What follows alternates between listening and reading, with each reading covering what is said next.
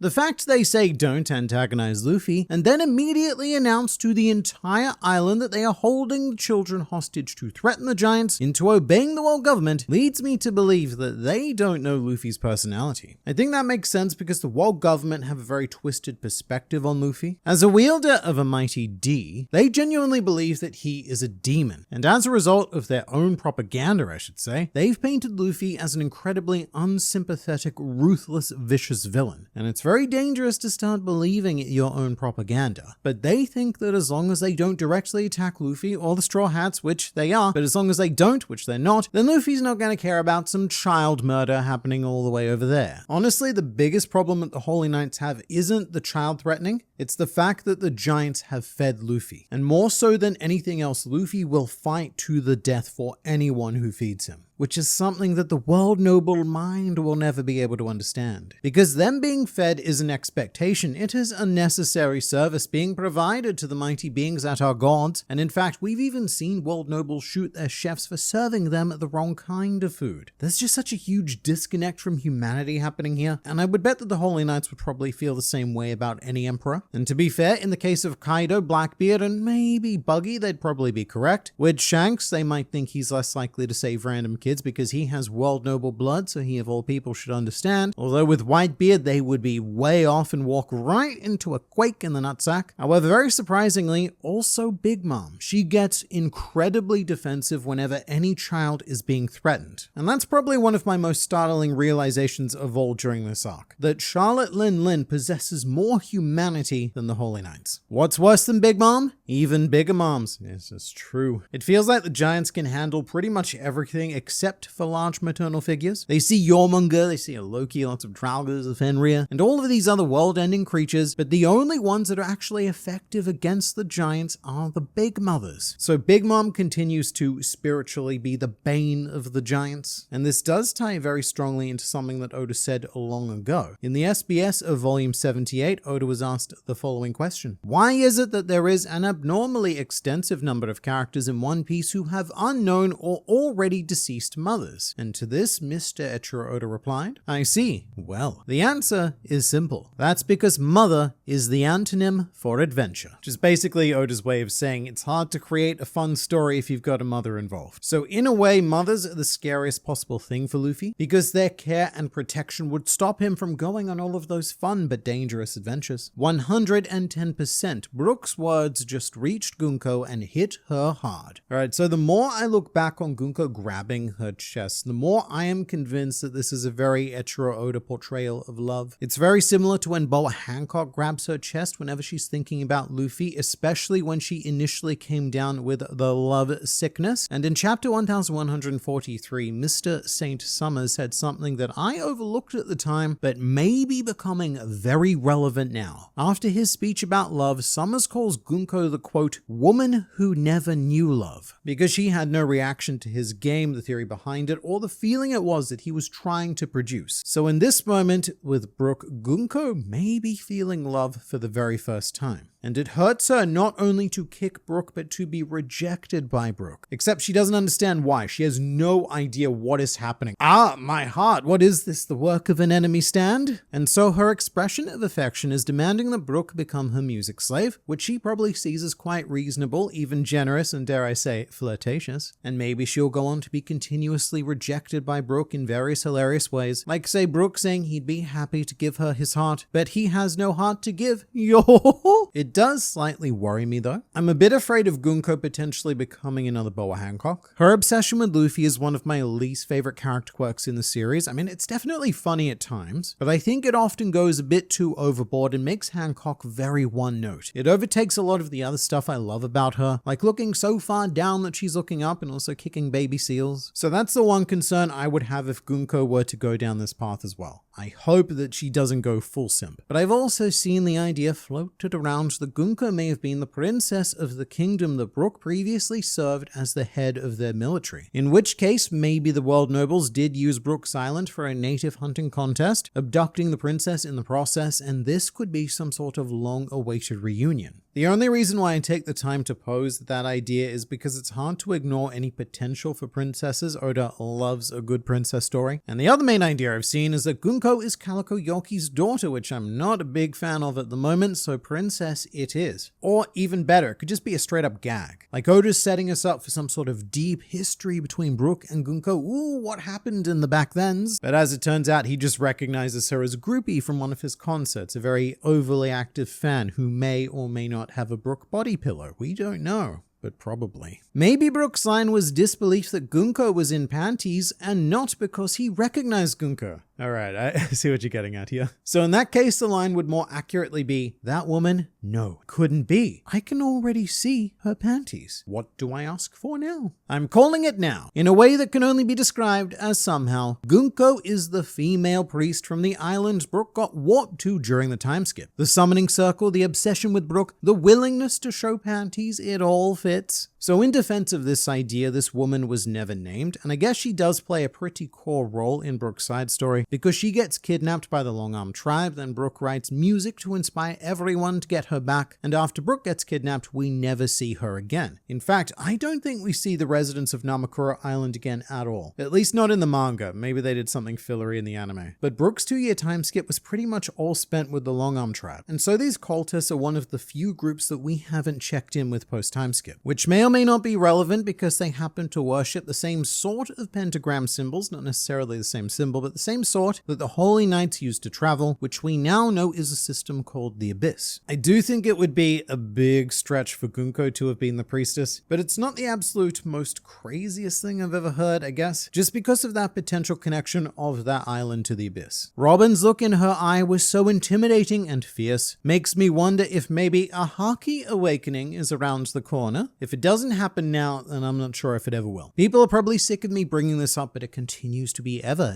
so relevant. But both Robin and Frankie are not Haki users, at least not that we've seen. However, both of them were able to beat highly skilled Haki users during the raid on Onigashima, which felt a bit wrong to me at the time and still a bit wrong to me at the now, and I'm really not sure why Oda's holding out on us with this. Every Straw Hat definitely has the willpower necessary to become a Haki user, but for whatever reason, he just refuses to give it to a lot of the crew. Namely Frankie, Robin, Nami, Chopper, and Brook, half the crew. And while I'm not sure if he ever will, this would be a pretty great time to unlock Robin at the very least, because she is fighting for the whole of Ohara right now. There's not going to be many greater chances that Robin gets to flex that sweet willpower. I will say I was sort of right about the reason Sol made Robin hide, because he knew he was a holy knight and was unkillable. It would be a war of attrition that Robin would badly lose. Maybe, but there is still the greater logical issue. Sol says to hide so that they can have an opportunity to save the kids. But that opportunity doesn't exist unless they either defeat, distract, or somehow incapacitate Summers. So immortal or not, there's still no real choice except to fight Summers because, look, just because you're immortal doesn't make you unbeatable. We defeat people in One Piece all the time without killing them. Although I do understand why Sol said this, because he probably still sees Robin as the little girl that he met on Ohara, but she has grown so much since then, and it is definitely time to showcase that for him. People need to stop putting valuable texts in very flammable trees. Oh, agreed. I know we've lost a lot of technology from the days of the Void Century, but I think it's time that we started to research into how to build fireproof libraries. Sol's comment about immortality rubs me the wrong way, or at least I need an explanation, and a good one at that, of why Garling became an old man if the God Knights don't age. So to be fair here, immortality might not be the correct word. We'll need to say what he says with the official translation to confirm this, because the correct translation may be something more along the lines of unkillable or invulnerable. But Garling having aged is a very good point to bring up, because we know that the 5 elders haven't physically aged in at least 200 years. So if the Holy Knights are granted those same abilities, as Sol seems to imply, then why did Figulant Garling age? And if the Holy Knights do age normally, then Brook probably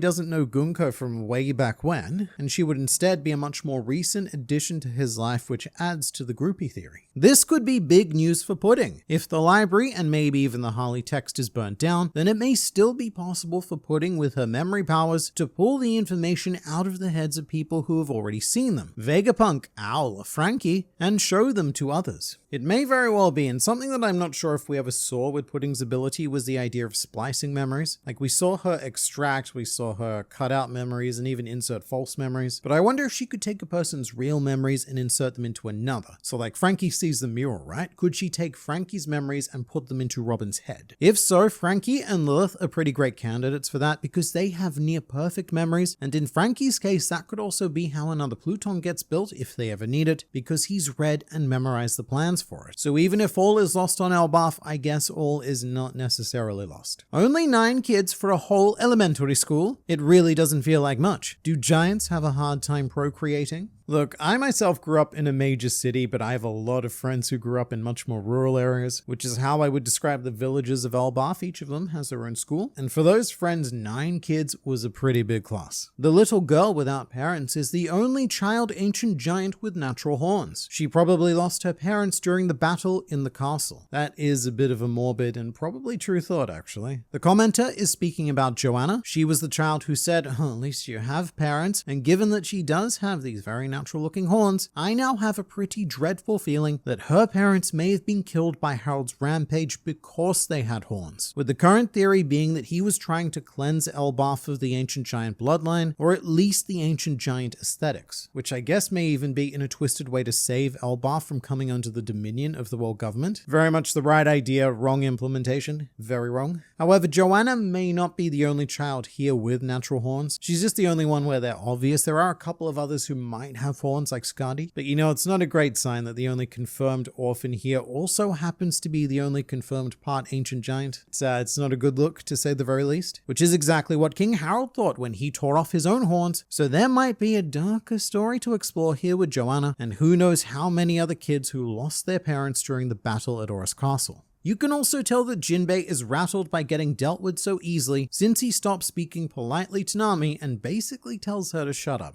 I agree. If you look at Jinbe, he is so annoyed with what's just happened. And he's very snappy like, shut up, Nami, trying to use my shark brain to think of a way out of this. He's clearly gotten far, far too comfortable with being a warlord of the sea, where this sort of thing doesn't happen unless you refuse to fight for the world government and get imprisoned and impaled down, then it happens. But now that Jinbe's a straw hat, he's going to need to accept all sorts of strange things happening to a man of his status, because that's just what comes as part of being with this crew. Summers could always bring up Lola to Loki, reminding him of the pain of love. Look, love is definitely becoming a much bigger theme on Elbaf than I ever would have thought it would be, because you're right, Loki has history with love, painful history that I'm sure that Summers would love to exploit for his entertainment. Although that's only if Summers is up to the task of antagonizing Loki. After not wanting to engage with Luffy, I would think that deciding to prod Loki would also be quite unwise, unless Summers rather arrogantly thinks he's doing so while Loki's still chained up. But then it turns out that he's been freed, and Summers gets a nice big smack on the butt with Ragnar. Mr. Internet Man, how the heck did Saul know Summers was a member of the Gods Knights? Where did he see him before? Is this a continuation of the nobody knows CP9? Yet everybody was shocked when the incredible Rob Lucci lost? Yeah, as much as I love the Water 7 Any Sloppy era, that aspect doesn't make a lot of sense in retrospect. The idea that CP9 was a secret, unknown cell, but everyone around the world knew Rob Lucci's name, and not only that, but it was the exact same name that he was using to infiltrate GLR, and it's like, mate, at least choose an alias. Become Lob Rucci or something. With the Holy Knights, though, I don't think they're a secret organization. They've definitely been unknown to us as readers for decades, but that's because we experience One Piece through the lens of Luffy. We only usually learn things as he does. I'd have to assume that the Holy Knights are pretty well known, and that as a former Vice Admiral, Saul would have crossed paths with them before. It's not like we're talking about Emu here. These guys are probably quite decently public figures. What intrigues me more is what Saul says about them being immortal, because that implies that he's seen their abilities before. And I'd love to know exactly where and why. One opportunity for that may be the God Valley incident. Saul is a very old giantman and could have been a marine dispatched to God Valley, where the Holy Knights were well and truly active. Not sure if it's a hot take, but the Elbaf kids feel like design personality mirrors to the Straw Hats. Feels like we just got a preview of Colin's new crew for the 2-piece sequel manga. Right, I'm not sure how much I buy into this idea right now, but it is quite compelling because a lot of the kids do seem to take inspiration from the Straw Hats, either aesthetically or in terms of personality. There's exactly 10 of them, and they're quite easily assigned. Colin as Luffy is something I've already been sold on, since seeing Colin doing the Nika pose in a previous chapter, character, and there's a lot of easy visual similarities to point out, like Colleen's nose with Usopp, Bjorn's hair with Sanji, and Joanna with pretty much Robin's entire face. There's only one that I'm not really sure of at the moment, and that would be Bent. In this theory, he's supposed to be the Brook character, and I really can't see that in him. If anything, he looks more like Scratchman Apu did as a child. But Bent aside, there's too many other similarities with the rest to ignore. And I really do like the idea that these 10 kids are going to become the Colin Pirates and take on the future of Elbaf. Maybe Gunko's pain is related to Summer's presence at the scene and kicking the one you love. Right, that is kind of interesting. Summer's whole deal here is to exploit love and to prompt touching, which prompts pain, lots and lots of pain. And the second that Gunko touches Brook, we've got ourselves, oh no, some pain. It's not the same kind, so if this was true, then it would be a more abstract use of Summers as devil fruit. But it could also just be the natural manifestation of what Summers is trying to artificially create. Just, I guess, the opposite way around. Summers is creating pain by trying to embrace those who you love, and this is causing Gunko pain by pushing away the one you love. I really hope we get to see Luffy's nightmare. I also really hope that it's a giant angry Nami. Well, it would only be one of two things, either Nami or Garp.